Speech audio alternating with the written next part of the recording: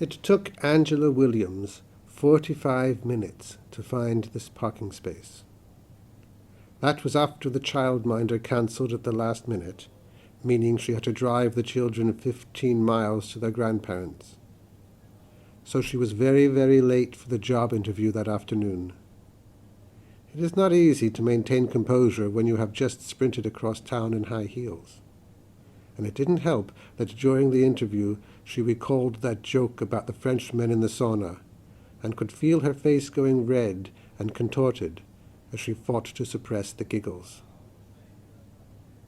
After that short meeting, she nipped into Sainsbury's. She was waiting in line when the checkout next to her opened. The man ahead of her, who only had a packet of cornflakes, moved over, and she followed. Just then the man's wife came sailing past with her trolley full to overflowing. She waited, clutched her basket, whilst they selfishly piled their week's shopping on the conveyor belt.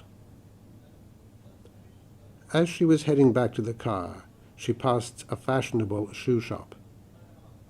There in the window sat a beautiful pair of sleek black stilettos with a lush velvety finish, and irresistibly a label marked 50% off. The moment she walked in, she was greeted by a smiling assistant, who invited her to take a seat and wasted no time in finding what she required. As soon as Angela slipped her feet into these luxurious shoes, she forgot all about the stresses of the afternoon. As she strode gracefully across the shop floor, she was no longer thinking about her boss, the marriage guidance counselor, the cost of school uniforms, or her youngest being sick in the hamster cage.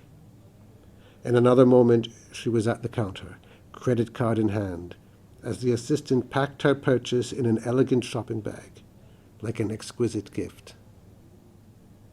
Just as she was leaving, she glanced at her watch.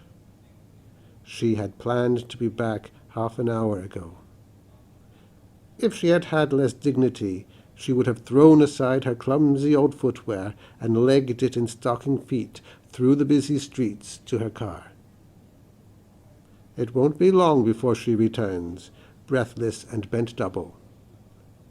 Dumping her handbag on the roof, she'll frantically rummage for her car keys as her shopping bags slump exhausted at her feet.